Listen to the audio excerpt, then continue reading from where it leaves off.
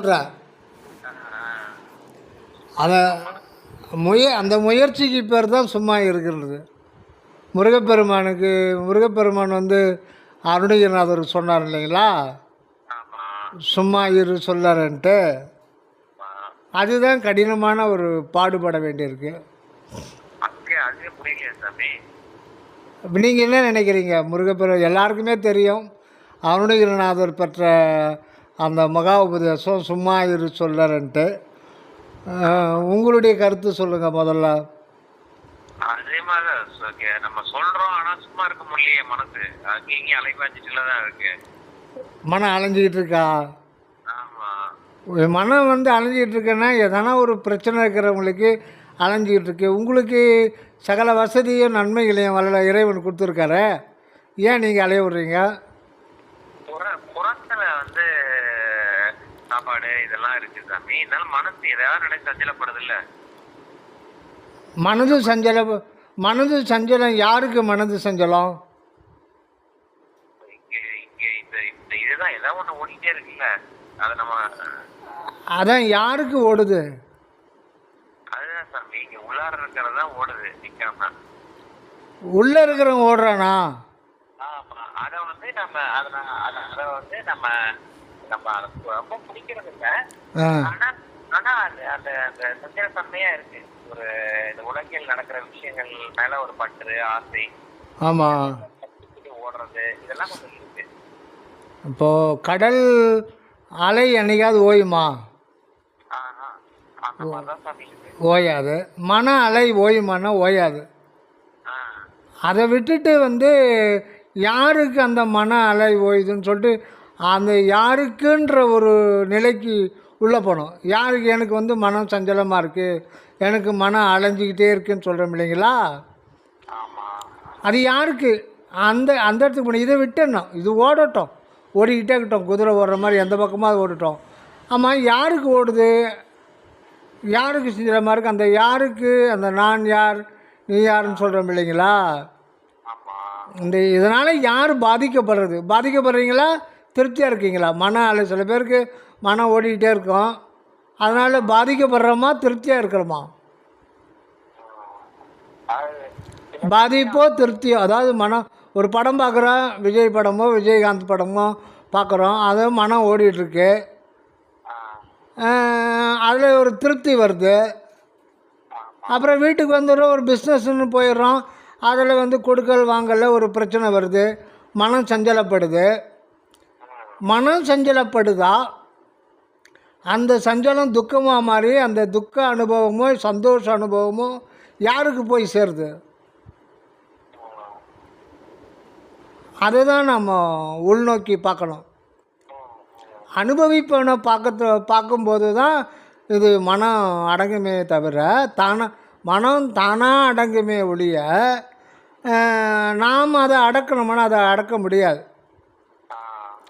அது அடங்காது. அது ஏன்னா அது இயல்பு. மனம்ன்றது இதய பிரதேசத்தில் அது அலைஞ்சிக்கிட்டு இருக்கிற மாதிரி ஒரு விதி. அந்த மன அலைவே இல்லைன்னா உலகியலே நடத்த முடியாத.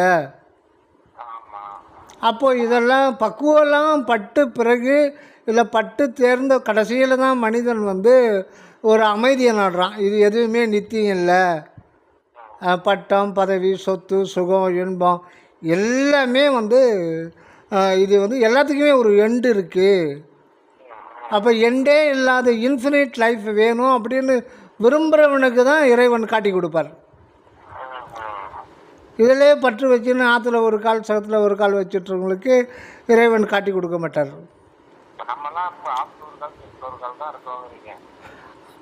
ஆனால் அந்த பழமொழி வந்து அதுக்கு சரவணானந்த சுவாமி ரொம்ப அருமையான பழம். அது வந்து அப்படி கிடையாது, அது வந்து பழமொழி திரிபாய் வந்துச்சு. அகத்திலே ஒரு கால் சகத்திலே ஒரு கால். இது நடராஜ பெருமானுடைய தூக்கிய திருவடி ஊன்றிய திருவடி பற்றி சொல்கிறது. நம்ம ஊன்றிய திருவடி அகம்னா ஆன்மா, செல்ஃப். அவர் இன்னர் செல்ஃப் வேறு ஆன்மா, நம்முடைய சுயம். நம்முடைய சுயத்துக்குள்ளே தான் அந்த கடவுளுடைய அருளே ஒரு திருவடியாக இருக்குது. அது அணுத்துவமான அருள் உணர்வு, அதுதான் கடவுளுடைய திருவடியாக இருக்குது. இன்னொன்று சகத்தில் ஒரு திருவடி தான் இந்த பிரபஞ்ச ஜோதியாக விரிஞ்சிருக்கு. ஆனால் அந்த ஜோதியை வந்து ஞானிகள் தான் உணர்வாங்க. நமக்கு அந்த ஜோதியாக தெரியாமல் பொருட்சக்தியாகவும் கிரியாசக்தியாகவும் ஞானசக்தி யோகசக்தி 5 நிறங்கள் ஓர் 5 சொல்கிறார் இல்லைங்களா மணிவாசகர். அந்த மாதிரி அணுக்களாகவும் அண்டங்களாகவும் கோள்களாகவும் ஆடாகவும் மாடாகவும் மரமாகவும் மனிதனாகவும் ஆற்றல்களாகவும் செயல்களாகவும் இப்படி வெவ்வேறாக அனந்த வண்ண பேத தோற்றத்தோடு தான் நமக்கு அந்த தூக்கிய திருவடி தன் ஜோதியை மறைச்சிக்கிட்டு காமிக்கும். அகத்திலே ஒரு கால் சகத்திலே ஒரு கால், அகத்தில் ஒன்று சகத்தில் ஒன்று. அதுதான் வள்ளல் பெருமான் சொல்லும் பொழுது உள்ளும் புறமும் ஓர் வள்ளல் இருப்பதால் வாட்டம் ஏன் அப்படின்றார். அது உள்ளவும் இருக்கிறாரு வெளியவும் இருக்கிறார் இறைவன். உள்ளே வந்து அருளாக இருக்கிறாரு, வெளியில் பெருஞ்சோதியாக இருக்கார். ஆனால் வெளியில் பெருஞ்சோதியாக இருக்கிறது நமக்கு தெரியாது. நமக்கு வந்து பேத பொருளாக தான் தெரியும். இது வேறு அது வேறு, அவன் வேறு இவன் வேறு, நான் வேறு, அவன் இப்படி இவன் இப்படி இது எப்படி, வெவ்வேறு குணங்கள் வெவ்வேறு செயல்கள் வெவ்வேறு தோற்றங்கள் வெவ்வேறு வடிவங்கள் எல்லாம் வேறாக தான் நமக்கு தெரியும். அது ஒரு அனுபவத்துக்காக அந்த மாதிரி வைக்கிறார். வேறுன்ற அனுபவம் இல்லைன்னா அந்த தயவு அன்பு இதெல்லாம் வேறாக வச்சு தான் அது ப்ராசஸ் பண்ணுறார். அந்த அன்பை வந்து அந்த புதுசாக எம்பிபிஎஸ் பற்றியவங்கள ப்ராக்டிஸ்னர்னு தானே போடுறாங்க, மெடிக்கல் ப்ராக்டிஸ்னர் தானே போடுறாங்க. அப்போ நம்ம இதில் ப்ராக்டிஸ் பண்ணுறோம். இந்த ப்ராக்டிஸ்லாம் முடிஞ்ச பிறகுலாம் தான் நம்ம உள்ளே போகிறதுக்கு தகுதியாகிறோம். எப்போன்னா இதில் விருப்பு வெறுப்பு இல்லாத ஒரு நிலை, அனுபவத்தின் அடி. அந்த அடி உதவுது போல் அனந்தமே உதவ மாட்டான்ற மாதிரி இங்கே வாங்குகிற அடி தான் நம்மளை உள்ளே சேர்த்துது. அதுக்கு போதுமான அடி வேணும்.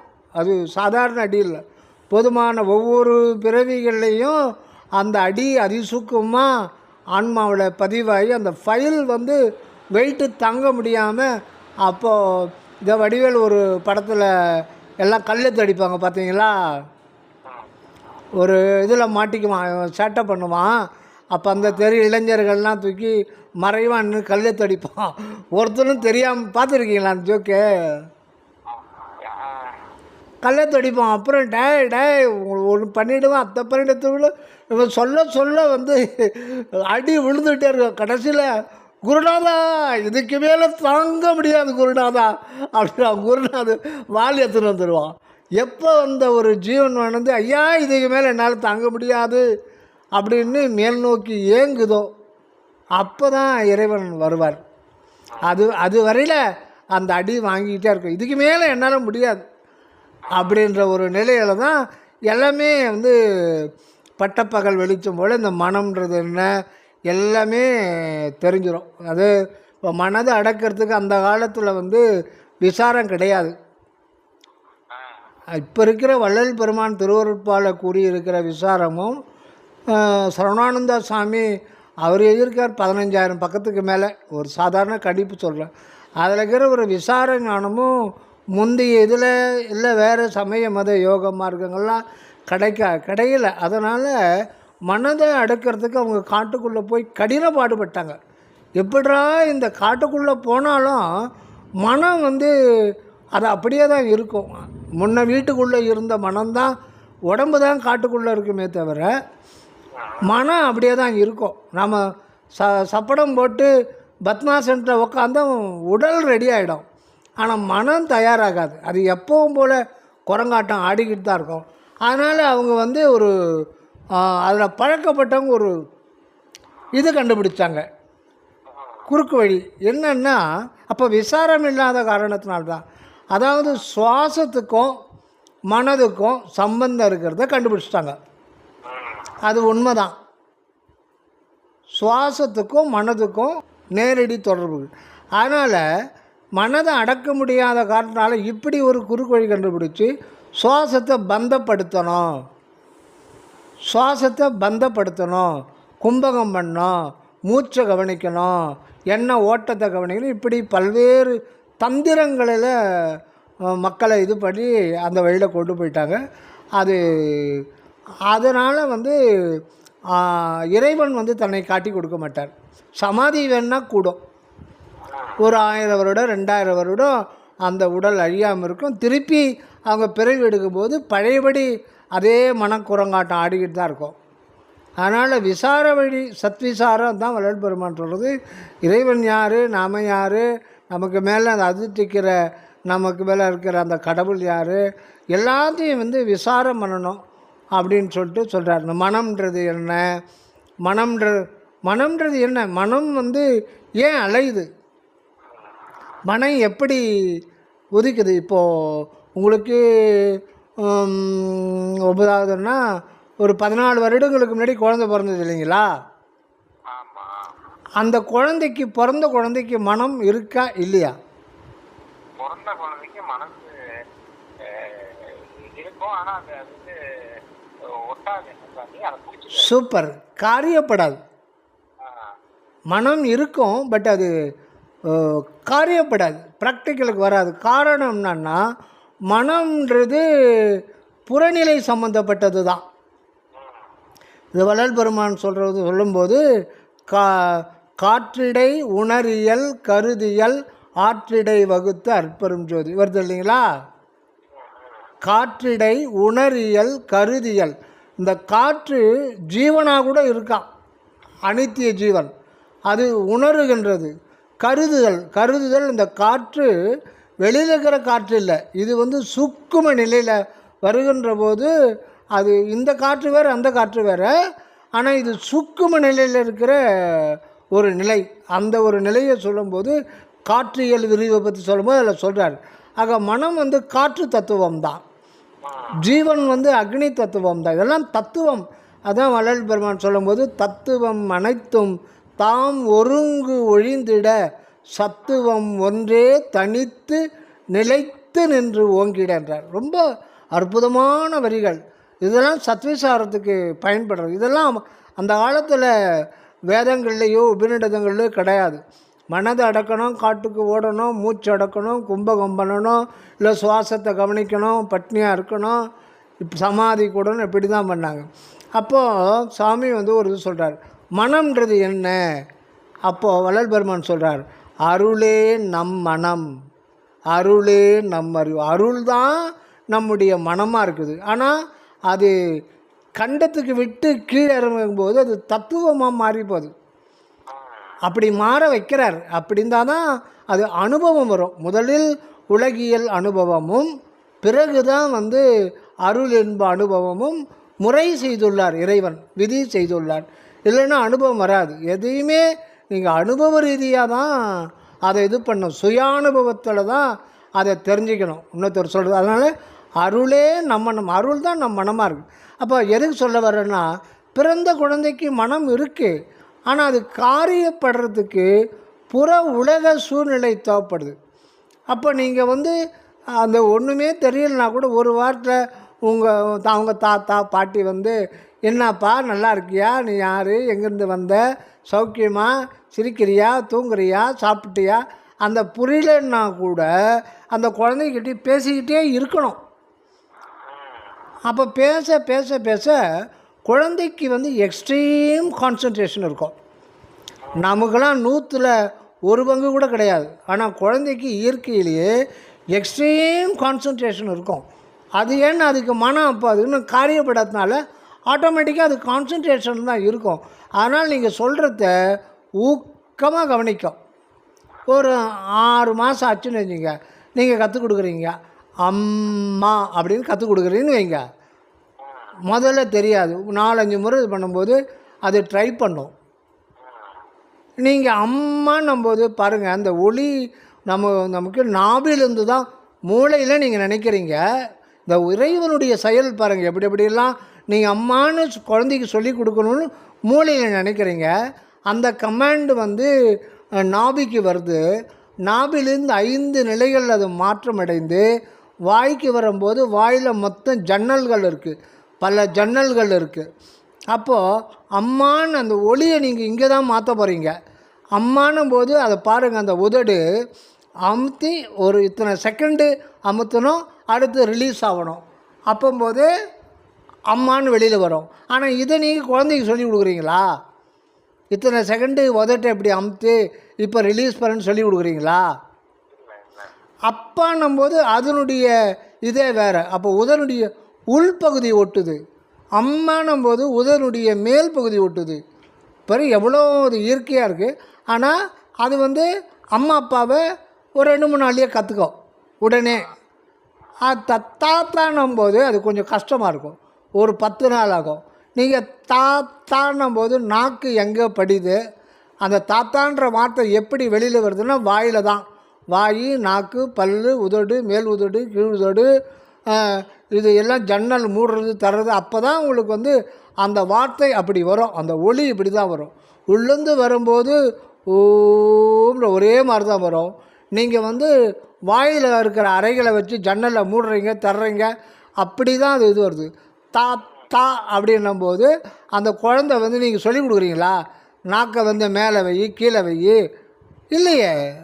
நீங்கள் எப்படி சொல்லி கொடுக்கும்போது க்ளீனாக வாயை நல்லா அது பார்க்குற மாதிரி தான்றத அந்த நாக்கெல்லாம் அதுக்கு தெரிகிற மாதிரி நீங்கள் சொல்கிறீங்க, அது புரிஞ்சுக்குது. நீங்கள் ஆக்சுவலாக நீங்கள் அதை சொல்லி கொடுக்கல, நம்ம அதை நினச்சி கூட பார்க்குறதில்ல. பட்டு நம்மளே அறியாமல் தா அப்படின்றது நாங்கள் நாக்கு நீங்கள் எப்படி எந்தெந்த பொசிஷனில் எத்தனை செகண்ட்ஸ் வைக்கிறீங்க, எப்போ ரிலீஸ் பண்ணுறீங்க எல்லாம் அது புரிஞ்சுக்கிட்டு தாத்தான்னுடுது. இப்படி ஒவ்வொரு தாத்தான்னா அப்பாவுக்கு அப்பா, இவர் தான் தாத்தா, இவர் தான் பாட்டி, இது அந்த பொருள், அதுக்கு பேர் நாற்காலி, அது டம்ளரு, அது டிவி. நீ ஒன்றுன்னா ஒவ்வொரு பொருளுக்கு நாம ரூப குணத்தத்துவம்லாம் சொல்லி கொடுக்குறீங்க இல்லைங்களா? இது எல்லாம் சொல்ல அது கவனமாக, ரொம்ப கவனமாக கேட்டுக்கின்னு ஒரு 10 மாதம் 11 மாதம் 1 வருஷம் ஆன பிறகு அப்புறம் அப்போ தான் கொஞ்சம் கொஞ்சமாக அதுக்கு சிந்தனை சக்தி வந்துடுது. அப்போ வந்தபோது அம்மா எங்கே போயிருக்காங்க, அம்மா வெளியில் போய் அப்படின்னு ஒரு வார்த்தையாக சொல்லும், அம்மா இங்கே வா. அப்போது இந்த மனம் காரியப்படுறதுக்கு முற்றிலும் உதவுவது புற உலக நிகழ்ச்சிகள் தான். ஆக மனம் வந்து உள்ளே இல்லை, வெளியிலேருந்து டெவலப் ஆகிட்டு அது அலையாக அப்போது கொஞ்சம் கொஞ்சமாக விஷயங்கள்லாம் கேட்டு அப்புறம் வளர பல குப்பைகள் விஷயங்கள்லாம் இந்த மனதில் போய் தங்கிடுது. குப்பையை கலர இன்னும் அதுக்கு சத்து பொருள் கிடைக்குது, அதில் சந்தோஷம் துக்கம் இப்படிலாம் வருது. அப்போது இப்போ இதெல்லாம் நம்ம தெரிஞ்சுக்கிட்டாலே இங்கே இருந்துக்கிட்டு மனத்தை சர்ஃபேஸில் இருந்துக்கிட்டு நம்ம ஒன்றுமே பண்ண முடியாது. அப்போ இன்டீரியராக போகணும். இப்போ இதுக்கு இந்த மனதை இதை கற்றுக்கிறவன் யாருன்னு பாருங்கள். இவ்வளோ நாள் இதை கற்றுக்கிறவன் உள்ளே இருக்கான் இல்லைங்களா, அவன் அறிவு, அவன் வந்து மனம் கிடையாது. அதனால்தான் அருளே நம்மனம், அருளே நம்மறிவுன்னு அப்புறம் சொல்கிறார். அப்புறம் தான் அறிவு நிலையில் இருக்கணும். அறிவால் அறிந்து உன் இருதால் இறைஞ்சும் அடியார் இடைஞ்சல் களைவோனே. அறிவாலே அறிவினை அறிகின்ற போது அங்கு அனுபவமாவது என்னடி தாயே, செறிவாலே பிரிவாலே தெரியாது தெரியும் திருவருள் உருவம் என்று அறியாயோ மகளே. அறிவு தான் நாமம். அறிவுன்றது என்ன? அது ஒரு space of atomic space of consciousness. Atomic space அது ஒரு வெட்ட வெளி, அணுத்துவமான ஒரு அணுவுக்கு அணுவுள் அணுவாய் இருந்தார் பாங்கிமாறு. அணுவுள் அணுவாய் இருந்தார். அணுவை பற்றி உங்களுக்கு தெரியாது இல்லை, எல்லா அணுவை பற்றி நீங்கள் கம்ப்ளீட்டாக படிச்சிருக்கீங்க. ஒரு ட்ராப் ஆஃப் வாட்டரில் பல லட்சம் கோடி எச்சும் ஹைட்ரஜனும் ஆக்சிஜன் இருக்குது. அப்போ ஒவ்வொரு அணுவுக்குள்ளே ஆன்மா இருக்கின்றார். ஆன்மா இல்லாமல் ஒரு அணுவும் ஆக முடியாது. ஆன்மா இல்லாமல் அணு கூட ஆக முடியாது. அணு வந்து ஆன்மாவை பற்றி கொண்டு தான் அணு பிழைத்திருக்கும். ஆன்மா வந்து பதியை பற்றிக்கிட்டு தான் இருக்கும். ஆக இந்த பதி பசு பாசம் மூணும் ஒன்றா தான் இருக்க முடியும். இதுதான் சரவணானந்த சுவாமி நூல்களில் நாம் பார்க்குற ஒரு அதி அற்புதமான உலகம் கண்டிராத ஒரு விளக்கம். அதனால் மனதை நம்ம அடக்க வேண்டிய அவசியமே இல்லை. மனம் வந்து முதல்ல அதனுடைய மூலநிலை அறிவாக இருக்குது. அந்த அறிவுன்றதுன்னா அதுதான் அறிவு தான் சபையாக இருக்குது. அதுதான் சத்திய ஞானம்ட்டார். சத்திய ஞான சபை, சபை அப்படின்னாலும் ஆலயம்னாலும் கோயில்னாலும் அருள் விளங்குகின்ற இடம்னாலும் ஒன்று தான். அதுதான் நாம இருக்கோம். இறைவன் தன்னுடைய நிலையை விளக்குகின்றதற்கு நாம் இடமாக இருக்கிறோம், இருந்து கொண்டிருக்கிறோம் அனாதி காலமாக. ஆனால் நமக்கு அவருக்கு வழி விடலை, சாக்கு போக்கு சொல்கிறோம். என் மனம் அலைஞ்சிக்கிட்டே இருக்குது. நீ ஏன் புற சூழ்நிலையை பற்றாத, நீ ஏன் மனதாண்டிக்கு போகிற, அதை அப்படியே விட்டுடு. நீ யாருன்றது உன்னுடைய செல்ஃபை கவனி, கவனி கவனி கவனி கவனி. அது நீ யாருன்றது நம்முடைய செல்ஃபை கவனி தான். வள்ளல் பெருமான் சொல்லும்போது இந்த பௌதிக உடம்பில் இருக்கின்ற நான் யார் கேள்வி, சுவாமி பதில் சொல்லும்போது நான் யார் எனில் ஆன்மா அணு வடிவினன். ஒரு குண்டூசி நுனின்றது எவ்வளோ இடம் இருக்கும்? இது ஒரு உதாரணம் தான், அதுக்கு சம்மந்தமே கிடையாது, உதாரணம்தான். அந்த நுனியில் லட்சத்தில் ஒரு பாகம்தான் அந்த ஆன்மா. இதை திருமூலர் ஒரு சிறிய மாட்டினுடைய முடியை பிட்டு அதை இத்தனை லட்சமாக பிரித்து அதை ஒன்று எடுத்து அதை இத்தனை கோடியாக பிரித்து அதில் ஒன்று அப்படின்னும்போது அதனுடைய எம்எம் 0.0000000000001ன்னு போட்டு சொல்கிறாங்க. அந்த உதாரணம், இது ஒரு உதாரணம் தான். அதனுடைய இதே வேறு, அதனுடைய நிலையே வேறு, அணுத்துவமான நிலை. ஆனால் அதுக்குள்ளே அகண்டமே அடங்கியிருக்கின்றது தான் அற்புதம். நாம் ஒரு அற்புதம். நாம் யார்? நாம் ஒரு அற்புதன். அற்புதம் அற்புதமே அருள், அற்புதம் அற்புதமேன்னு எதை சொல்கிறார்? அருள் தான் நாம இருக்கோம் உண்மையில். ஆனால் அது திரை போட்டு மறைக்கப்படுறது. அதனால தான் அருளே நாம் அறிவாய், அருளே நாம் அறிவாய் 3 முறை சொல்கிறார் வள்ளல் பெருமானுக்கு ஆண்டவர். வள்ளல் பெருமான் சொல்கிறது இல்லை, அது உலக மக்களுக்கு சொல்கிறது தான் நமக்கு சொல்கிறார், வல்லார் வழியாக வருது. அது எல்லோருக்கும், உலகில் பிறந்த மனிதனாக பிறந்தவர் எல்லாருக்குமே அருளை பெற்றுக்கொள்வதற்கு எலிஜிபிலிட்டி, அந்த பிறவியே அப்படி தான். அதனால தான் சொல்கிறாரு பேருபதேசத்தை, நீங்கள் இதுவரை எவ்வளவு தாழ்ந்த மனுஷர்களாக இருந்தாலும் சரி, இனி ஒழுக்கத்துக்கு வருவதோடு மற்றவர்களையும் நம்மவர்களாக்கி கொள்ள வேண்டியது. ஒழுக்கம்ன்றது இங்கே புற ஒழுக்கம்ல, கற்பு ஒழுக்கம். கற்பு ஒழுக்கம் நீ எதுவாக இருக்கிறாயோ அதுவாக இருத்தல் தான் ஒழுக்கம். கற்புன்றது என்ன? தன் நிலை பிறழாது இருத்தல் தான் கற்பு. கற்பு நிலைன்றத தன்னிலை பிறழாது இருத்தல், அதுதான் உண்மையான ஒழுக்கம், அதுதான் கற்பு. ஆக நீ எதுவாக இருக்கிறாயோ அதுவாகவே இருக்கணும். நீ வெளியில் வந்தால் அது மனமாயிடுது. அதனால் நம்ம ஒன்றும் இல்லை, இது ரொம்ப சிம்பிளான விஷயம். நம்ம பெரிய அதை பாரமாக நினச்சிக்கணும். இருக்கிறேன்ற ஒரு உணர்வு இருக்கு இல்லையா உங்களுக்கு? ஹலோ இருக்கிறேன்.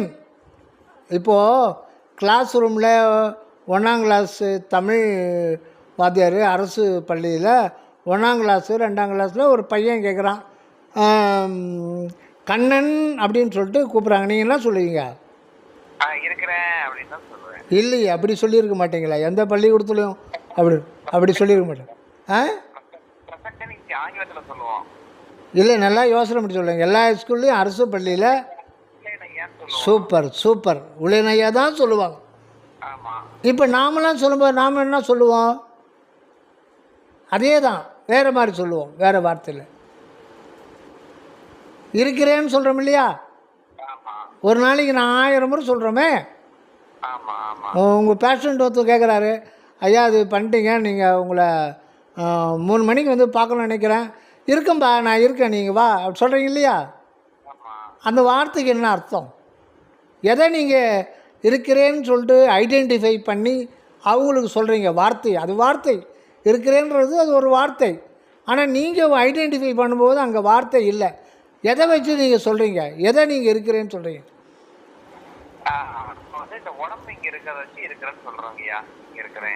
சொல்கிறாங்களா வேணாம், நான் உங்களை பற்றி தான் கேட்குறேன். அவங்க சொல்கிறாங்க இவங்க சொல்கிறாங்கன்னா அது சபைக்கு எடுக்காது. உங்கள் அனுபவத்தை சொல்லுங்கள்.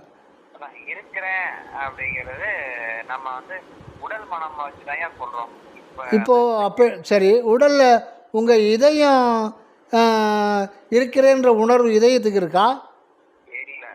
2 கிட்னி இருக்குது ஒரு பேஷண்ட்டுக்கு, ஆப்ரேஷன் பண்ணி ஒன்று ஃபெயிலியர் ஆகிட்டு தூக்கி வெளியில் போடுறீங்க. இருக்கிறேன்ற உணர்வு அதுக்கு இருந்ததுன்னா அது வெளியில் போன செத்து போயிடுவோமே. இப்போ எந்த எந்த எந்த பார்ட்ஸுக்கு சிறுகுடலுக்கு இருக்கிறேன்ற உணர்வு இருக்கா, பெருகுடலுக்கு இருக்கிறேன்ற உணர்வு இருக்கா, மூளைக்கு இருக்கிறேன்ற உணர்வு இருக்கா, எலும்பு மண்டலத்துக்கு இருக்கிறேன்ற உணர்வு இருக்கா? பின்ன எது எப்படி நீங்கள் சொல்லலாம்? அதை எதை நீங்கள் இருக்கிறேன்னு சொல்லுங்க. அதாவது நீங்க காரியமா பதில் தான் உடம்பு இருக்கு, இங்க இருக்கிறேன் அப்படிங்கறது தான் சொல்றோம். ரொம்ப சாதாரண ஒரு மேலோட்டமான பதில் தான் அது. மேலோட்டமாக பேசாதீங்க. மேலோட்டமாக ஏன் பேசுகிறீங்க? நீங்கள் எதை இருக்கிறேன்னு சொல்கிறீங்க? இருக்கிறேன் அப்படின்னா ஒன்று உயிரோடு இருக்கிறேன் அப்படின்னு எடுத்துக்கலாம். சரி, உயிரோடு இருக்கீங்க, ரைட்டு, ஓகே, நல்லது, கரெக்டு. உயிர்னா என்ன? உயிர்னா செயல்பாடு தான் இல்லையா? என்னங்கய்யா? செயல்பாடு தான், செயல்பட்டு இருக்கு எல்லாம் ஒரு உடல். இல்லை, செயல்படுது விடுங்க. செயல்படாததுக்கு முன்னாடி அதுக்கு இயல்னு ஒன்று இருக்கு இல்லையா? அந்த அந்த உயிர்னா என்ன? நீங்கள் உயிரா உடம்பா அது சொல்லுங்கள் முதல்ல. இப்போ என்னை கேட்டால் நான் என்ன சொல்லுவேன்? உயிரா உடம்பான்னா நான் உயிர்னு தான் சொல்லுவேன். உயிர் போயிடுச்சுன்னா எனக்கு பேர் பணம். பேரினை நீக்கி பிணம் என்று பேரிட்டு நீரினில் மூழ்கி நினைப்பொழிந்தார்களே. அப்போ உயிர் தான் நம்ம. அந்த உயிர்னா என்ன? உயிர் எதை உயிர்னு சொல்கிறோம்? அது என்ன? அது உயிர் எதனால் ஆனது? சார் வணக்கம் சார். அது தெரியலைங்கய்யா. தெரியாமல் எப்படி உயிரோடு இருக்கீங்க? அது இருக்குங்கய்யா, ஆனால் அதை பற்றி ஒரு முழுமையான தெளிவில்லை. ஆனால் நீங்கள் இருக்கிறீங்களா? அதில் ஏதாவது சந்தேகம் இருக்கா? நீங்கள் இருக்கிறதுல சந்தேகம் இருக்கா? இல்லை, சந்தேகத்துக்கு இடமில்லாமல் இருக்கீங்க, ஓகேவா? அப்போ சந்தேகத்துக்கு இடமில்லாமல் இருக்கும்போது உயிரை பற்றி சொல்லுங்கள். அதான், அதாவது நம்ம யாருன்னு தெரியாமையே நம்ம இருந்துக்கிட்டு இருக்கோம். அதுதான் இருள் நிலை. இருள் நிலையில் இருக்கிறேன், நம்ம இருக்கிறோம். பட்டு எதுவாக இருக்கிறோன்னு தெரியாது, எப்படி இருக்கிறோம்னு தெரியாது. காரணம் அது இறைவன் திரை போட்டு மறைச்சிடுறாரு. அதுக்கு ஒரு காரணம் இருக்குது, அதுக்கு ஒரு பெரிய காரணம் இருக்குது. ஆக நாம் சத்த நிலையில் தான் வாழ்ந்துட்டுருக்கோம். அதனால தான் சத்தவரெல்லாம் சிரித்தாங்க எழுதுறல் அத்தகை காட்டி அற்பரும் ஜோதி. சத்தவரை நம்மளை பார்த்து சத்தவர் அப்படின்றார். பட்டினத்து அடிகளார் ஒரு தெரு வழியாக போகும்போது கொஞ்சம் ஒரு 10 வீடு தள்ளி ஒரே கூட்டம் அழுகுறல். அது அவருக்கு தெரியும். இருந்தாலும் ஒருத்தருக்கு அதை அறிவுறுத்துன்னு சொல்லிட்டு, எப்போ தம்பி என்ன அங்கே ஒரே அழுகுறலாக கூட்டமாக இருக்குது, அழுகுறாங்க. ஒருத்தர் செத்து போயிட்டார், அதனால் அழுதுகிட்டு இருக்காங்க எல்லாரும் உறவினர்கள். அப்போ செத்த பிணத்தை பார்த்து இனி சாக போகும் பிணங்கள் அழுது கொண்டிருக்கின்றன சொல்லிட்டு போயிட்டார். அப்போ அந்த குறிப்பிட்ட ஒரு நபருக்கு சொல்கிறான்னா அவனுக்கு அது தேவைப்படுது, அதனால் சொல்லிட்டு போய்க்கிறார். அது வரலாற்றில் பதிவாயிருக்கு, நமக்கெல்லாம் அது பயன்படுது. இனி சாக போகும் பிணங்கள்ன்றார். ஆல்ரெடி நம்மளை பிணங்கள்ன்றார். சுடுகாட்டு பிணங்காள் கடுகாட்டு கறிக்கிட்டு தாளிக்க என கலிக்கான் என்ற சுடுகாட்டு பிணங்கால்னு சொல்கிறார்கள் வள்ளல் பெருமான். நம்மளாம் பிணம்ன்று சொல்கிறார். ஏன்னா நமக்குள்ளே இருக்குது சத்துன்ற ஒரு பொருள் இருக்குது. அந்த சத்தான பொருளை நாம் அறியாமலே வீணிலே காலத்தை கழித்து விட்டோம். ஆக நாம் சத்த நிலையில் வாழ்ந்து கொண்டிருக்கிறோம். இன்னும் ஆன்மா பிறக்கவே இல்லை, அகப்பிறப்பு அடையவில்லை, அகவிழிப்பு அடையவில்லை. இது சர்ஃபேஸில் ஒரு ஜீவனா, அக்னி தத்துவமா, காற்று தத்துவமா, அதான் காற்றிடை உணர்வியல் கருதியல் ஆற்றிடை வகுத்து அருட்பெரும். ஆற்றிடைன்னு ஆறுன்றது கடவுள் வருகின்ற ஒரு ஆறு விளங்குகின்றார். அதுக்கு இடையில் இதுதான் முற்படுது. இதில் தான் நம்மளை வச்சு வச்சு வச்சு வாங்குறார். அடி இன்பமும் ஒரு அடி, துன்பம் ஒரு அடி. இந்த ஃபைல் கோடிக்கணக்கான ஃபைல், அது மேலே அடுக்கடுக்காக அப்படியே தான் இந்த பலு தாங்க முடியாமல், குருநாதா இதுக்கு மேலே தாங்க முடியாது குருநாதான் எப்போ நாம் கூவுறோமோ அப்போ தான் கடவுளுடைய அருள் வரும். அதுக்கு உரிமை வேண்டும், நெகிழ்ச்சி வேண்டும், இறைவனுடைய நெகிழ்ச்சி வேண்டும். இறைவனுடைய செயல் என்னென்ன செயல் நடந்துக்கிட்டு இருக்குன்னு நம்ம நினச்சாலே மனம் அடங்கிடும். இப்போ இதயம் இருக்குது, இதயம் 3 டாக்டர் நீங்கள்லாம் சொல்கிறீங்க 4 வாரத்தில் கருத்தெடுத்து 4 வாரத்திலேயே இதயம் பம்ப் பண்ண ஆரம்பிச்சிடுதுன்னு. அன்னைக்குலேருந்து இன்றைக்கி வர பம்ப் பண்ணிக்கிட்டே இருக்கு. நான் ஒரு 4 நாளுக்கு முன்னாடி தூங்க போனேன். மத்தியானத்தில் தூங்கும்போது திடீர்னு ஒரு குரல் கேட்குது. நான் கூட ஒரு நிமிஷம் தூங்கட்டமான்னு சுற்றி பார்த்தா யாருமே இல்லை. இல்லைடா இது யாருமே இல்லை, அசரீரி வாக்கு மாறு கேட்குது. யாருப்பா நீ பேசுறது, யாருன்ற? நான் தான் உன் இதயம் பேசுகிறேன். நான் கூட ஒரு நிமிஷம் ரெஸ்ட் எடுத்துக்கிட்டோமா, நீ பிறந்து 63 வருஷம் ஆச்சு, நான் இதுவரையிலும் கேட்டதில்லை, நான் ரெஸ்ட். ஐயோ அப்பா நீ ரெஸ்ட் எடுத்தா நான் வருது, நான் எவர் ரெஸ்ட் ஆகி போயிடுவேன் அப்படின்னு தூக்கம் கலைஞ்சி போச்சு. அது கனவு. அப்போது பாருங்கள், அந்த இதயம் பம்ப் பண்ணுது. மூளையில் இருக்கிற ஊசி நுனியை விட சிறியதான அந்த நரம்பு குழாய் வழியால் அந்த ரத்தம் பம்ப் பண்ணி போது ஓயாது. இந்த செயலை யார் செய்கிறது கேட்டால் நீங்கள் என்ன சொல்லுவீங்க? அது தானாக நடக்குது அப்படின்னு ஜஸ்ட் லைக் தட் அத்தோட வேட்டரை பிடித்துருவீங்க. நுரையீரல் ஒரு நாளைக்கு 21,600 முறை சுருங்கி விரியுது. நாம் அதை சுருங்கி விரியுதுன்றது கூட ஒரு பாமரனுக்கு தெரியாது. இப்போ எனக்கு மட்டும் என்ன சொல்லும். அப்போது ஒரு நாளைக்கு 21,600 முறை சுருங்கி விரியுதுன்னா அது ஒரு நிமிஷம் ரெஸ்ட் எடுத்தா என்ன ஆகும்? கிட்னி, ஒரு கிட்னியில் உங்களுக்கு தெரியாத நான் சொல்கிற மாதிரி எனக்கு ஒரு ஈகோ இருக்குது போல இருக்குது. ஒரு படிச்சிருக்கேன் நீங்கள் கொடுக்குற இதில் வச்சு தான். ஒரு கிட்னியில் 10 லட்சம் நெஃப்ரான்கள், 2 கிட்னியோடு சேர்த்து 20 லட்சம் நெஃப்ரான்கள். அது கூகுளில் பார்த்தோம்னா அது எவ்வளோ பெரிய ஒரு நெஃப்ரானுடைய வேலை எப்படியெல்லாம் அது வேலை செய்தாலும் அது விரிவாக போயிட்டே இருக்குது. அதனுடைய பர்ஃபார்மன்ஸ் போயிட்டே இருக்குது.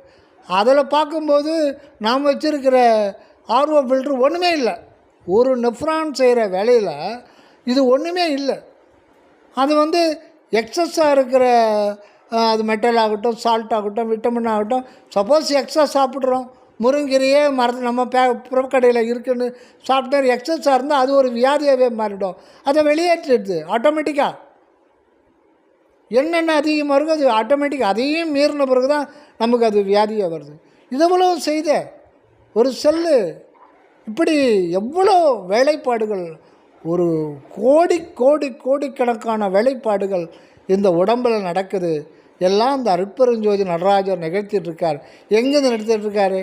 எங்கேயோ ஒரு உலகத்தில் இருந்தால் நமக்குள்ள, நம் தலை நடுக்குள்ளே அந்த சிற்றவையிலேருந்து நடத்துகிறாரு. எல்லாம் அவருடைய அருளால் எல்லாம் நடந்துக்கிட்டு இருக்கு. எப்பாவது நன்றி சொல்லியிருக்கோமா? எப்பாவது நீங்கள் நன்றி சொல்லியிருக்கீங்க சொல்லுங்கள். நீங்கள் ஒரு எம்எஸ் டாக்டரு, கவர்மெண்ட்டில் மேலதிகாரியாக இருக்கீங்க, நீங்கள் நன்றி சொல்லியிருக்கீங்களா? அப்புறம் எப்படி நாங்கள் நன்றி சொல்ல முடியும்? நீங்கள் எல்லாத்தையும் படிச்சிருக்கீங்க. காரணம் சொல்லாத காரணம் அது எல்லாம் இயற்கையாக நடக்குதுன்னு சொல்லிட்டு அனவசியமாக அதோடு முடிச்சிட்றோம். எல்லாம் அது தானாக நடக்குது. அதுக்கு அதை கண்ட்ரோல் பண்ணுறது அப்படின்னு ஒன்று தனியாக ஒன்றும் கிடையாதுன்னு நீங்கள் முடிவு பண்ணிட்டு தான் உள்ளே போகிறீங்க. அதனால் இதெல்லாம் நினைச்சாலே இப்போ ரூமில் இருக்கீங்களா நீங்கள்? இல்லை எதாவது வண்டியில் பயணம் பண்ணிகிட்ருக்கீங்களா? இல்லை நீங்கள் ஒரு வண்டியில் பயணம் பண்ணிகிட்ருக்கீங்க. நீங்கள் இப்போ பயணம் பண்ணிக்கிட்டு இருக்கீங்க. எப்படி சொல்லுங்கள்? நம்ம நினச்சி பார்க்கறதில்ல. அதை பற்றி நமக்கு தேவை சோறு, வீடு, படுக்க வசதி, பொண்டாட்டி, காரு, ஃப்ரிட்ஜு. நான் நல்லா இருக்கேன் பார்த்துக்கோடா, டேய் எதிர் வீட்டுக்காரா இதை பார்த்துக்க, நான் நல்லா இருக்கேன்டா. ஆமாம், அவன் கொஞ்சம் இது பண்ணிப்பான்.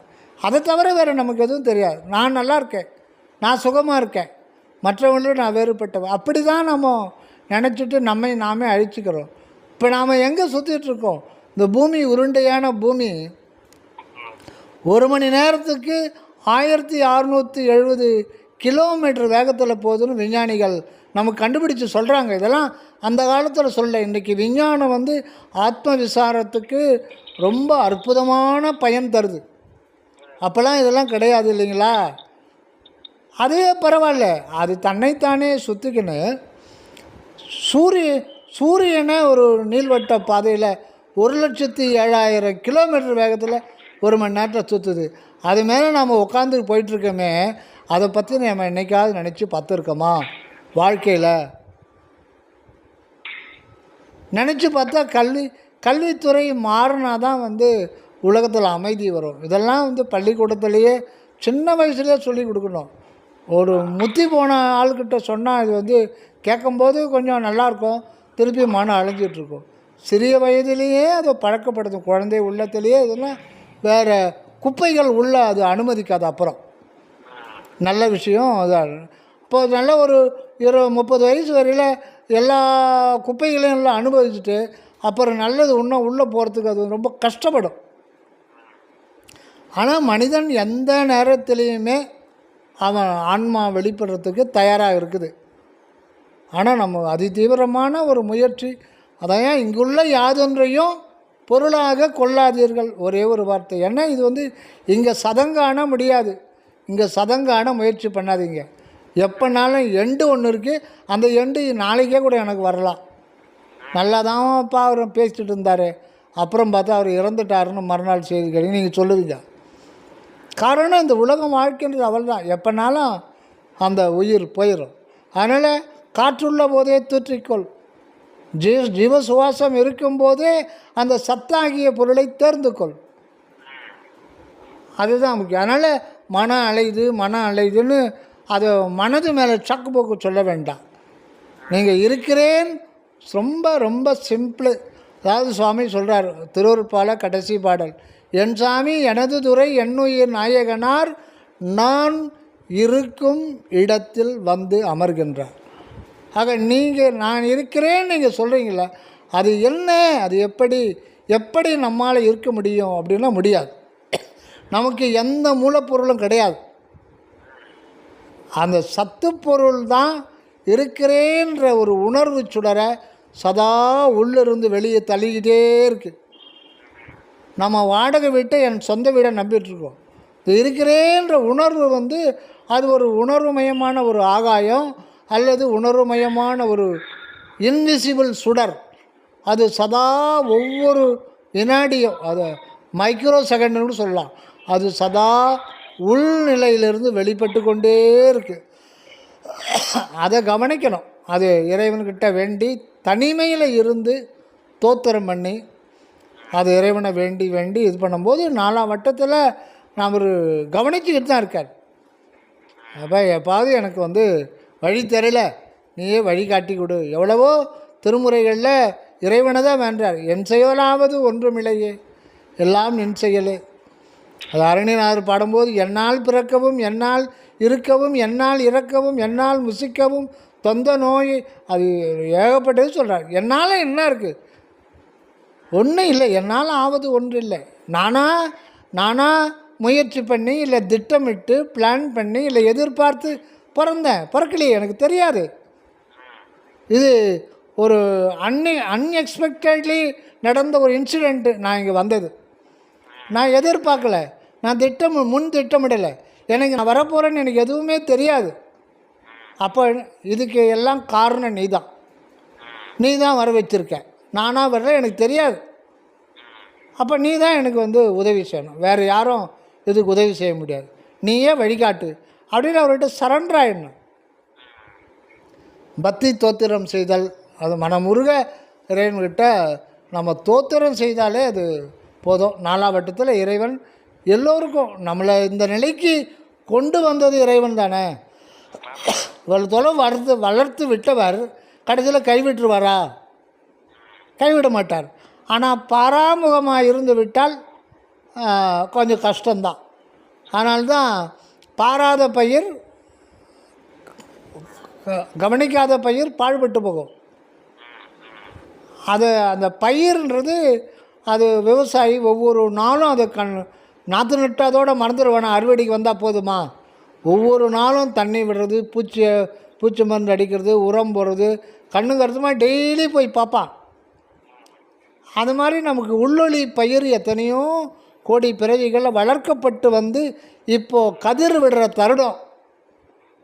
இந்த தருணத்தில் ரொம்ப ஜாக்கிரதையாக இருக்கணும். ஏன்னா இந்த பிறவி போனால் அடுத்து இது போன்ற திருவருட்பா, வடலூர் சத்தியஞான சபை, இப்போ நாம் பேசுகிறது இதை சூழ்நிலை கிடைக்குமானா ரொம்ப கஷ்டம் அப்படின்ட்டு அவ்வளோலாம் ரொம்ப கஷ்டம். ஒரு பாட்டிலே சொல்கிறார், இந்த உயிரை நான் விட்டுடுவேன், இந்த உயிர் போயிட்டேன்னா அடுத்து எந்த பிரிவு வருமோ என்ன வருமோ அறியேன் இறைவா, அதனால் இந்த உயிரை வச்சிருக்கேன் அப்படின்றார். அதனால் இந்த சந்தர்ப்பத்தை நழுவ விடாதீர்கள் அப்படின்னு சரவணானந்த சாமி சொல்லுவார். இந்த அரிய சந்தர்ப்பத்தை நழுவ விடாதீர்கள், இது இறைவனுடைய பரம கருணாநிதியாகிய, அதாவது களைப்பறிந்து உதவும் கருணை கடவுளாகிய கடவுளே அப்படின்றார். ஆனால் நமக்கு இந்த பிறவி கொடுத்துருக்கா. இந்த பிறவி ஒரே நோக்கம் வந்து தன்னை அறிந்து இன்பமுறுதல், வேறு ஒன்றும் கிடையாது. மிச்சம் எல்லாமே அனித்தியம். இது வாழ்க்கைன்றது ஒரு மாய வாழ்க்கை தான். இது உதாரணம் தான் ஒன்றுமே. அதனால் நீங்கள் விசாரணை பண்ண பண்ண பண்ண பண்ண அது உண்மை வந்து இறைவன் கக்கிடுவார். உண்மை தானாக வெளியில் வரும். இப்போ ஒன்றும் இல்லை, இப்போது நம்ம பார்க்குறோம், கேட்குறோம், சுவைக்கிறோம், தொடுறோம், நுகர்றோம். இந்த எல்லா அறிவுக்கும் செயல்படுறதுக்கு உறுப்பு ஏன் தலையிலே வச்சுக்கிறார் கடவுள்? இப்போ வயலை சாப்பிட்டு திருப்பி வயிற்றுக்கு வருது, அந்த வாயை வயிற்றுலேயே வச்சுருக்கலாம்ல, டைரெக்டாக நம்ம தூக்கி சாப்பிட வேண்டியது இல்லையே. இவ்வளோ பெரிய முதுகு காலியாகுது, ஒரு கண்ணை இங்கே வச்சுட்டா பின்னாடி இருக்கிறவரெல்லாம் பார்க்கலாம்ல. ஏன் தலையிலே வச்சுருக்கார் கடவுள் மொத்தத்தையும்? தோல் மட்டும்தான் ஃபுல்லாக இருக்குது, மிச்ச அறிவு எல்லாம் என் தலையில் வச்சுருக்கார். எங்கே அறிவு இருக்கோ அதை சுற்றி தான் இந்த புறப்புற அறிவு இருக்கும். கண்ணாக்கு மூக்கு செவி ஞானக்கூட்டம்ன்றார். இதெல்லாம் ஒரு புறத்தில் இருக்கிற ஞானக்கூட்டம். கண்ணாக்கு மூக்கு செவி ஞானக்கூட்டத்துள் பன்னாக்கு நின்ற பழம்பொருள் ஒன்று உண்டு, அந்நாக்கு மேலே அகண்ட ஒளி காட்டி பெண்ணாக்கி நம்மை பிறப்பித்தவாறு. திருமூலர் அற்புதமான ஒரு வரிகளில் சொல்கிறார். இந்த ஞானக்கூட்டம்லாம் எங்கே இருக்குன்னா, அறிவு எங்கே இருக்கோ அங்கே தானே இருக்கும். முட்டாள்கள் தலைவன் எங்கே அங்கே தான் போய் சேருவான். அறிவாளிகள்லாம் எங்கே போய் இருப்பாங்க? அறிஞர் கூட்டத்தில்தான் எல்லாம் இருப்பாங்க. அதனால் ஒரு பேரறிஞன், ஒப்பற்ற தயவுடைய பேரறிவாக இருக்கார் ஆண்டவர். அதை சுற்றி தான் இந்த அறிவுகள்லாம் நமக்கு துணை செய்து. அதனால நாம் சாப்பிட்றது, நீங்கள் படிக்கிறது, நீங்கள் சொல்கிற எல்லாமே வந்து சிக்னலாக தான் மாற்றப்படுது. நம்ம சாப்பிட்றோம், ஒரு லட்டு எடுத்து வாயில் போடுறோன்னா அது வாய்க்கு நாக்கில் இருக்கிற அந்த உணர்வு நரம்புகளுக்கு இதெல்லாம் வந்து டேஸ்ட் பட்ஸுக்கெல்லாம் அது ஒரு கெமிக்கல் தான் கணக்காகுது. அதில் இருக்கிற இது வந்து அது சிக்னலை எலக்ட்ரோ கெமிக்கல் சிக்னல் ஒரு சமிஞ்சை அலையாக மாற்றி நியூரான்களுக்கு கொடுத்து அது மூளைக்கு போகுது. நீங்கள் தானே சொல்கிறீங்க மூளையில் தான் உணர்வுன்னு சொல்கிறீங்களா? அப்போ உணர்வன் எங்கே இருக்கான்?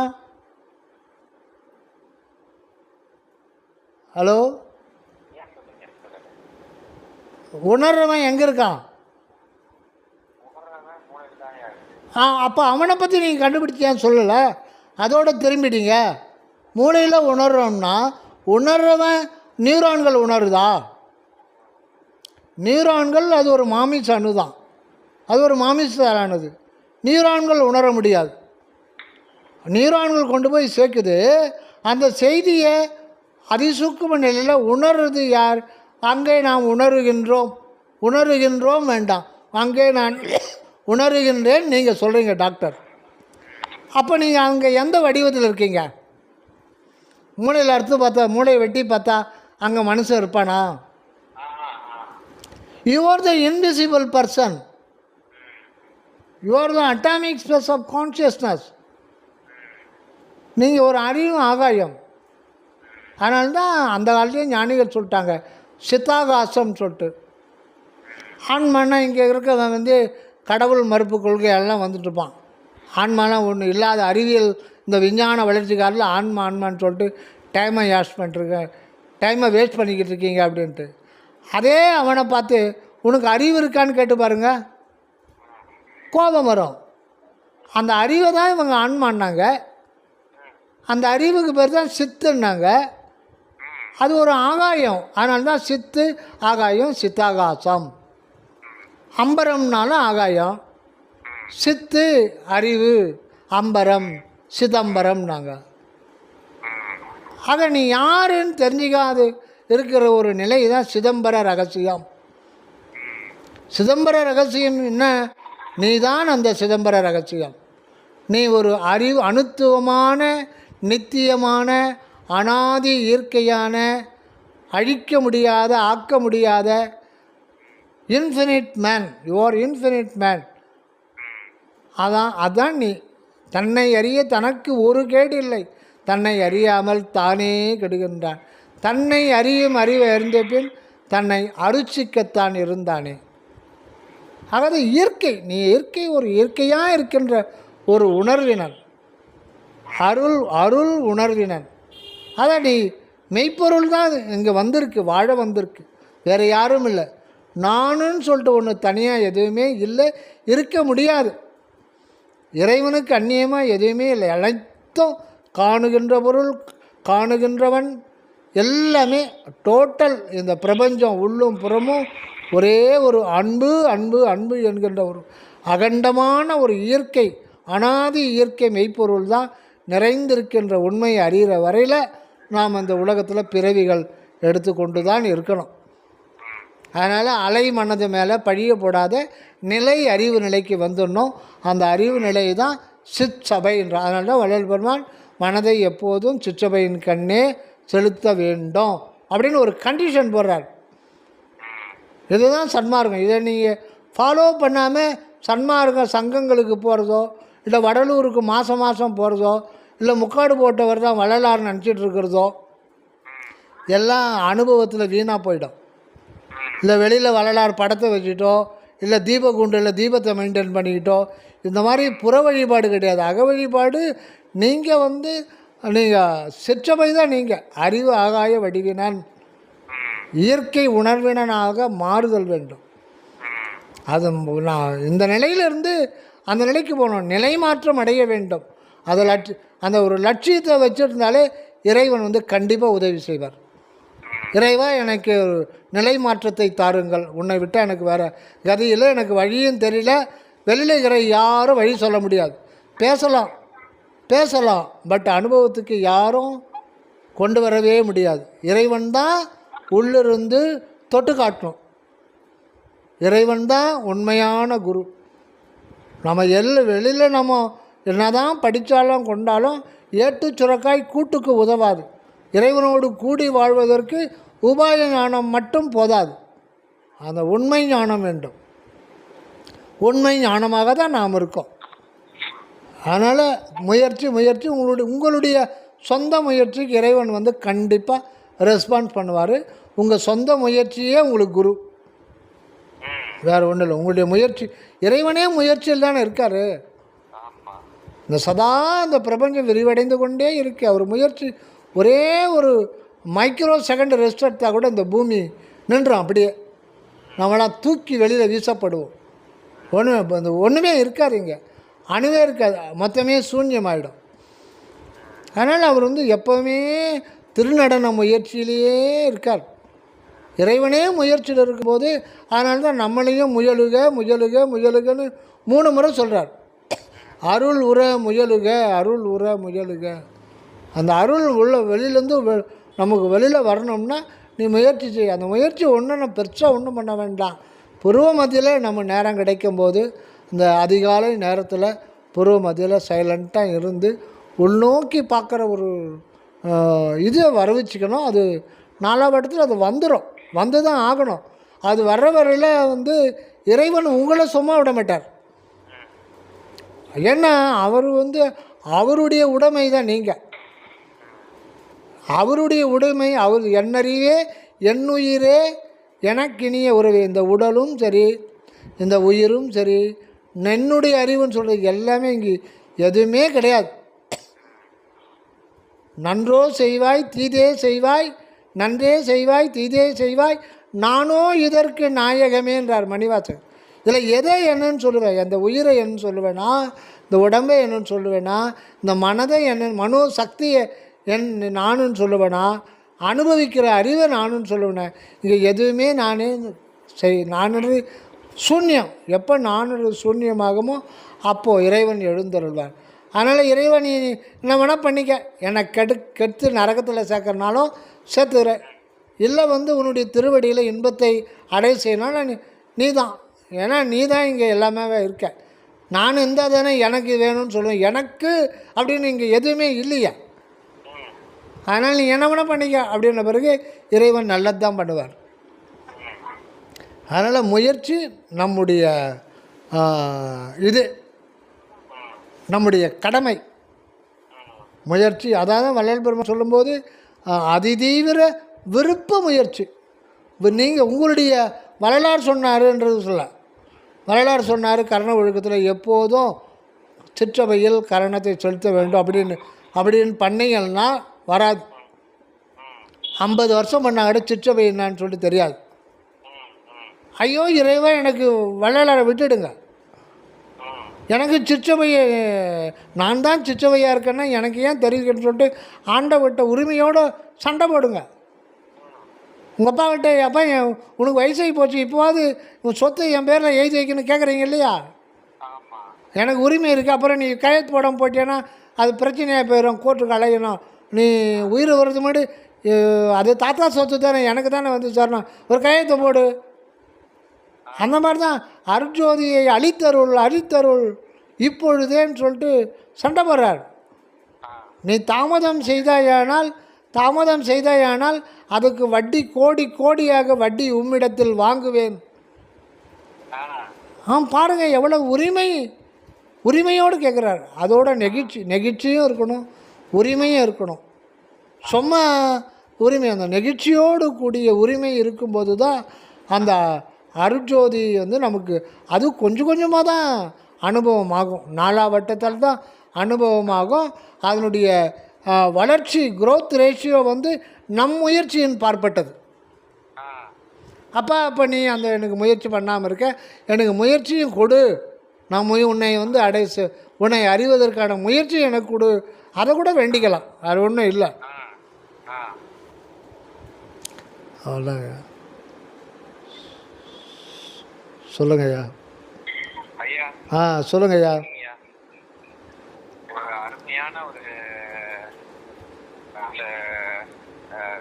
பார்த்த ஒரு சத்தங்க, அருமையான ஒரு சத்தத்தை இறைவன் அதெல்லாம் ஒன்றும் இல்லை, ஏன்னா சும்மா வாய் டுபுக்கு. சரி சரிங்க. தேவையா இருந்திருக்கு நீங்க சொல்றது. சரி உங்களுக்கும் ஒரு திருப்ப இதை பத்தி நினைவு கூறதுக்கான ஒரு வாய்ப்பு, அடியனுக்கு கேட்கறதுக்கான வாய்ப்பு. சரிங்க. அதே சீக்கிரம் ஒரு எத்தனை மணிக்கு எழுந்துப்பீங்க? எழுந்துறது 6 மணிக்குங்கய்யா. நீங்கள் ஒரு டாக்டர் 6 மணிக்கு எழுந்துக்கலாமா? அதிகாலையில் கண்டிப்பாக அது ஒரு சன்மார்க்கம். அப்போ நீங்கள் சன்மார்க்கம் ஊறுகாயாக தான் வச்சுக்கிறீங்களா? மெயின் ஒரு டிஷ்ஷாக வச்சுருந்தீங்கன்னா அது வரவே வராது. இப்போ உங்களுக்கு என்ன ஏஜ்? 43 முடிஞ்சு 44 நடக்குது. அப்பாடா, பாதி லைஃப் முடிச்சிட்டீங்க. நீங்கள் இன்னும் ஊறுகாயே பூண்டு ஊறுகாயே வச்சுன்னு இருக்கீங்க, கொஞ்சோண்டு சுண்டாகி மாதிரி.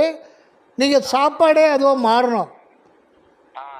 அப்படி இருந்தால் தான் நீங்கள் 6 மணிக்கு தான் எழுந்தோன்னா சன்மார்க்கத்தை மறந்துடுங்க, டோட்டலாகவே மறந்துடுங்க, வேறு வழி கிடையாது.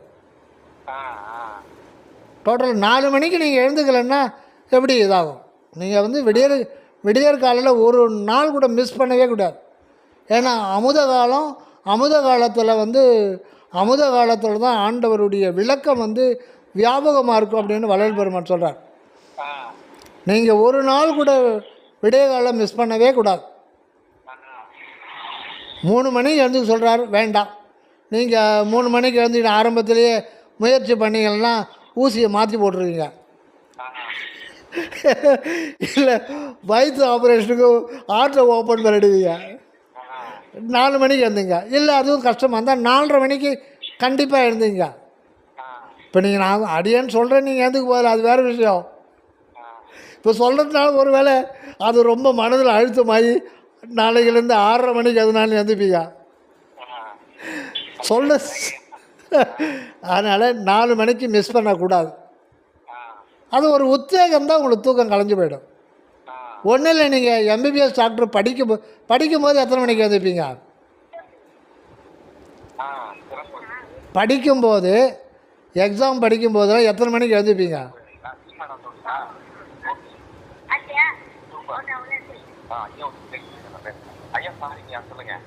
ஐயா நீங்கள் எம்பிபிஎஸ் படிக்கும்போது எக்ஸாம் டைமில் எத்தனை மணிக்கு எழுந்துப்பீங்க? அப்படி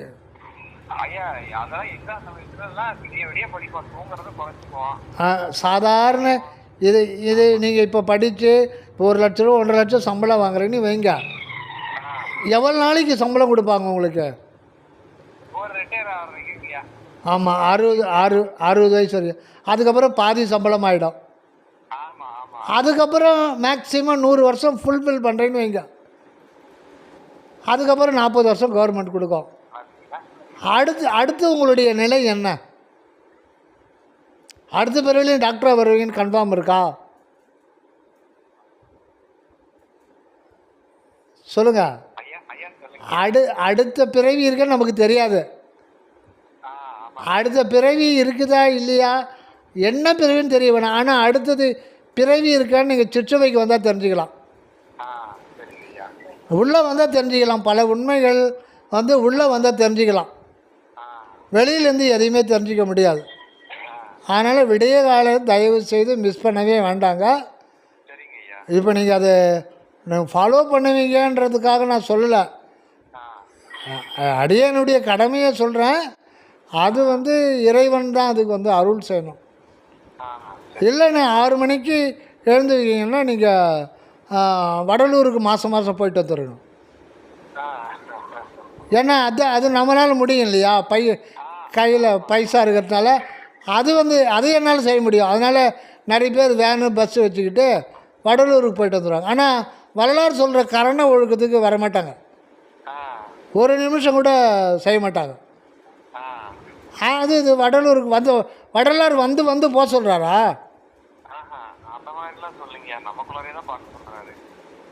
எங்க சத்திய ஞான சபை என்னுள் கண்டனன் அப்படின்ற வார்த்தையை சத்திய ஞான சபை கட்டுறதுக்கு முன்னாடி சொன்னாரா, கட்ட பிறகு சொன்னாரா?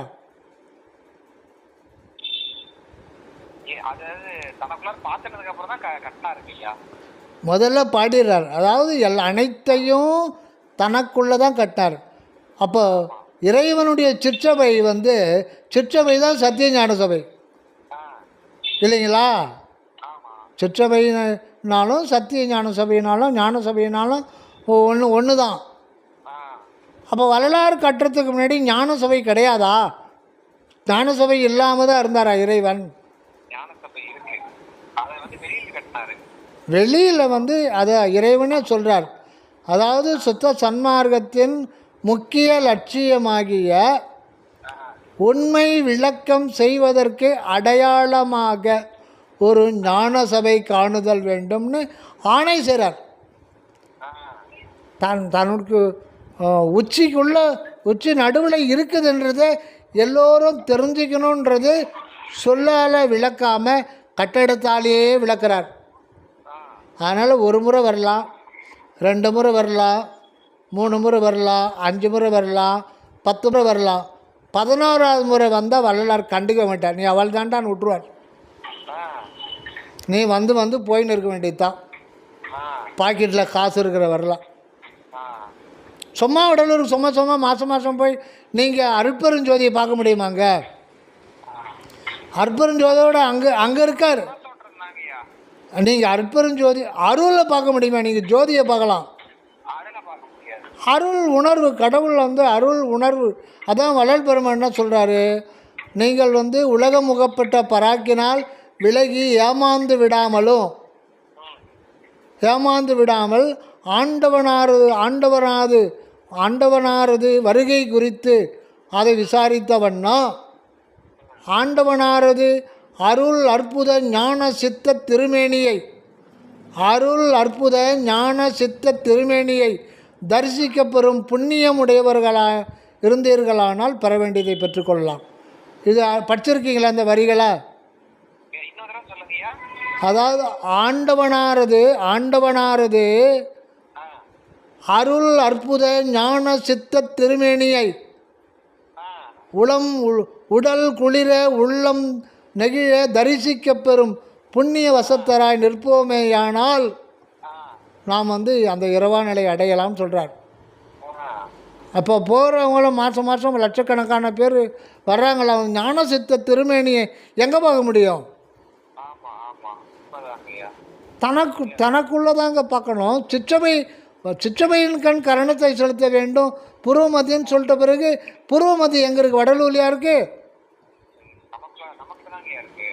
அதாவது எதுக்குன்னா ஒரு 4 பேர் கூடி ஒன்றுமே தெரியாத இருக்கிற நமக்கெல்லாம் ஒரு ஞான சேவை பண்ணி அது 21,600 சங்கிலியை போட்டிருக்காரு. அது சுவாசத்தை குறிக்குது. இந்த தேகத்தினுடைய விளக்கம் தான் அங்கே எல்லாமே இருக்குது. இந்த தேகத்துக்குள்ளே இருக்கிறத தான் முதல்ல நீங்கள் சங்கிலியை பகலையத்தை பார்க்கலாம் இல்லைங்களா? அது என்ன சுவாசத்தை குறிக்குது. ஒன்று ஒன்றா உள்ளே கொண்டு போகிறார். எல்லாமே உடல் 96 தத்துவத்தை விளக்கி இந்த தத்துவத்துக்கு அதீதில் தத்துவாதீதமாக இருக்கிற அருட்பெருஞ்சோதி ஆண்டவர் நம் புருவ மத்தியில் நிராதாரத்தில் இருக்கிறாரு அப்படின்றதான் வள்ளலார் மேட்டுக்குப்பத்தில் சொல்லும்போது இந்த புருவ மத்திக்கு உட்புறமாக ஒரு ஜவ்வு தொங்குகிறது. அந்த ஜவ்வுக்கு மேற்புறம் மஞ்சள், கீழ்ப்புறம் வெண்மைன்னு அதிசூக்கமாக சொல்லிட்டார். அதுதான் கொடி. மஞ்சள்ன்றது 1/4 பாகம், வெண்மைன்றது 3/4 பாகம். அதுதான் மந்திரம். மந்திரம் வேறு இல்லை, கொடி வேறு இல்லை. இது வடிவத்தில் இருக்குது ஒரு காட்சி. இது சொல்லாக இருக்குது. 3 பாகம், 3 அருட்பெருஞ்சோதி வருதுங்க இல்லையா? அதுதான் 3/4 பாகம் வெண்மை. ஒரு தனிப்பெருங்கருணை, அதுதான் மேலே இருக்கிற மஞ்சள். அந்த தனிப்பெருங்கருணை தான் கடவுளுடைய ஞான சித்த திருமேனி என்கின்ற அருள் உணர்வு வடிவம். ஆக அந்த இயல் அருள் வடிவொடு மன்றில் நடமிடுகின்ற இறைவான்னு சொல்லிட்டு ஒரு பாடல் வரும். திருவிளங்க சிவயோக சித்தி எல்லாம் விளங்க சிவஞான நிலை விளங்க சிவானுபவ விளங்க உருவிலங்கு இல்லை அது இல்லை.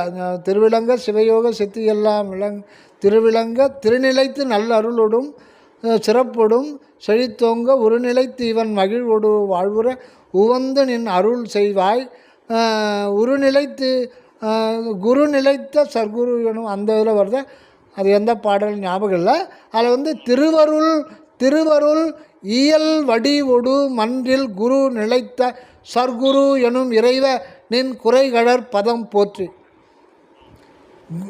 இயல் அருள் வடிவு அப்படின்றார். அந்த அருள் வடிவு தான் தனிப்பெருங்கருணையே இறைவனுக்கு வடிவமாக இருக்கார் உள்ள. அதுதான் நமக்கு காரண சரீரமாகவும் ஆன்ம காரண சரீரமாகவும் உயிர் என்கின்ற சூக்கும சரீரமாகவும் உடல் என்கின்ற தூல சரீரமாகவும் மூன்றும் நித்தியம் கொண்ட குற்றங்கள் கொண்ட மலக்குற்றங்கள் கொண்டதாக இருக்கிறது. இதை சுத்தமாக்கி கொள்ள வேண்டும் அப்படின்றார். அவர் சொல்கிற அவர் அந்த கொடின்றது அந்த மகாமந்திரம் குறிப்பது ஒன்றே ஒன்று. இறைவன் தயவு நிலையில் இருக்கார். ஒரு தயவு ஒளியாக உள்ளே இருக்கார். அவர் இன்விசிபிள் அகண்ட இது நமக்கு உள்ளே இருக்குது. இந்த சிற்ஜோதியின் இயல் உரு ஆதி அந்தம் என்று அருளி அருட்பெருஞ்சோதி சொல்கிறாருங்களா? எந்த சிற்ஜோதியை சொல்கிறாரு? வள்ளலார் தன்னையே ஒரு சிற்ஜோதின்றார். இந்தன்றது யார்? அங்கே வள்ளலார் சொல்கிறார். சிற்ஜோதி அப்படின்னாலும் அருட்ஜோதினாலும் ஒன்று தான். அருட்ஜோதி ஆனேன் என்று அரையப்பா முறை சொன்னபோது தன்னை அருட்ஜோதியாக காக்கிறார். இறைவனே தானாகி அருட்ஜோதியாக வந்திருக்கிறார். அருள் என்பது தான் கடவுளுடைய சித்து நிலை. அதுதான் சிற்ஜோதி, அதுதான் சிற்சத்தி சுதி. அருட்ஜோதி சிற்ஜோதி. அருள் என்றது கடவுளுடைய சித்து நிலை. அதுதான் நாம இருக்கிறது தான் நம்முடைய அற்புதம். கடவுளுடைய நமக்கு கொடுத்துருக்கிற கிஃப்ட்டு. அதை தான் தன்னையே எனக்கு தந்து அருள் ஒளியால் என்னை வேதித்த என் தனித்தாயேன்றார். இறைவன் தன்னையே நமக்கு கொடுத்துருக்கார். ஆக அவர் நாம இங்கே விளங்குகிறார். ஆக நாம் ஒவ்வொருவருமே சிற்ஜோதி தான். சிற்ஜோதியின் இயல் உருன்னு ரெண்டாக பிரிக்கிறார். பிரிச்சுட்டு அதனுடைய நிலை என்ன சொல்கிறார். இயல்ன்றது ஆதி அப்படின்னும், உருன்றது அந்தமாக இருக்கும். இப்போ டாக்டர் கண்ணன் எம்எஸ் அவங்களுடைய உருவம்ன்றது புறத்தில் பார்க்குறோம். அது சிற்ஜோதியின் கடைநிலை தோற்றம். அது ஒரு தோற்றம் மட்டும்தான். ஆனால் தோன்றாத நிலை, புறம் தோன்றாத ஒன்று தன்னுடைய ஆதி நிலையாக இருக்குது, ஆதி மூல நிலையாக இருக்குது. அதுதான் சித்து. அதுதான் சிற்ஜோதியின் இயல் கமா உரு ஆதி அந்தம். ஆக நம்முடைய ஆதி, நம்முடைய ஸ்டார்டிங் பாயிண்ட்டு எங்கே இருக்குன்னா புருவ மத்திய அங்கே சொல்லுகின்ற அந்த நிராதார நிலையில் தான் நம்முடைய ஸ்டார்டிங் பாயிண்ட்டு. அங்கே தான் அணுவடியமும் சிற்ஜோதியாக சித்து அருள் என்கின்ற சித்தாக இருக்கும். அது கடவுளுடைய ஞானம்தான் இங்கு மனிதனாக உதிக்கிறது. அங்கே உதிக்கிற சூரிய ஒளி பூமியை அடையுது. அது இப்போ பூமியை பார்க்குறோம். அந்த பார்க்குற தோற்றம் தான் புறத்தோற்றம். கண்ணன் ஐயா இப்படி இருக்கிறான்னு ஒரு அடையாளம். ஆக புறத்தோற்றம் நாம் என்று கொண்டு ஏமாந்து போகிறோம். ஏமாந்தான் அதான் ஏமாந்தீர் உலகீர் அப்படின்றார். ஏமாந்தவரை ஏமாற்றும் ஈஸ்வருக்கு தண்டனிட்டேன் என்று சொல்லடி, சாமிக்கு தண்டனிட்டேன் என்று சொல்லடி. ஏமாந்தவரை ஏமாற்றும் ஈஸ்வருக்கு. நீ ஏமாந்தா ஏமாத்ததே ஏமாவர். நான் அவங்ககிட்ட ஏமாத்துட்டேன்னு சொல்கிறேன் இல்லைங்க. நீ ஏன்டா ஏமாந்த வாழ்ந்துட்டுருக்க ஐயா. நம்ம ஏமாந்து போகிற கடைசியில். ஆமாம்.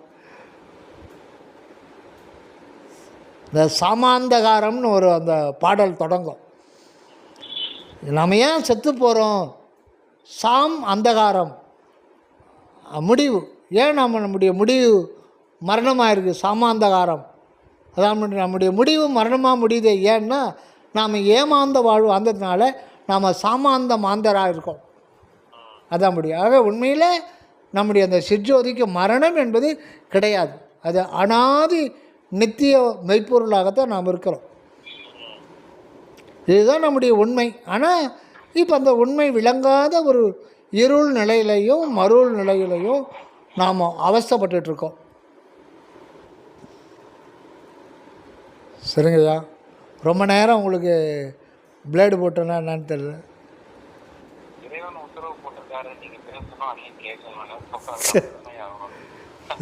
சரிங்க. நல்லா இருக்கேன், எல்லாம் நல்லா இருக்காங்க. எல்லாம் இறை பெருமானுடைய ஆசீர்வாதத்தினால. சரிங்க. இல்லைங்க, அவங்க எங்கள் மாமியாருக்கு உடம்பு சரியில்லை. ஆமாம், அவங்களுக்கு கண் பார்வை கொஞ்சம் இதாக இருக்குது. அதனால் பார்க்க போயிருக்கேன். ஆமாம். சரி, கண்டிப்பாக எல்லோரையும் கேட்டதாக சொல்லுங்கள். பையனை கேட்டது. சரிங்க, நன்றி. கண்டிப்பாக வரேங்க. எப்போ வரும்னா நீங்கள் ஒரு 50 பேர் அங்கே சூட்டபிள் பர்சனாக இந்த மாதிரி ஒன் டே ப்ரோக்ராம் வச்சிங்கன்னா கண்டிப்பாக வரும்.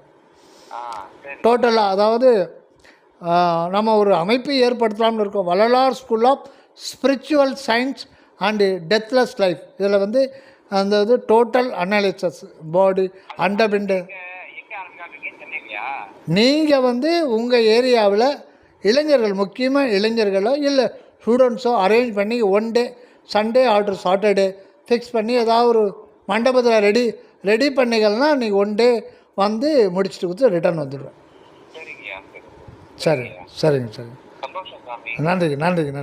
தயவு திருச்சிற்றம்பலம். தயவு திருச்சிற்றம்பலம்.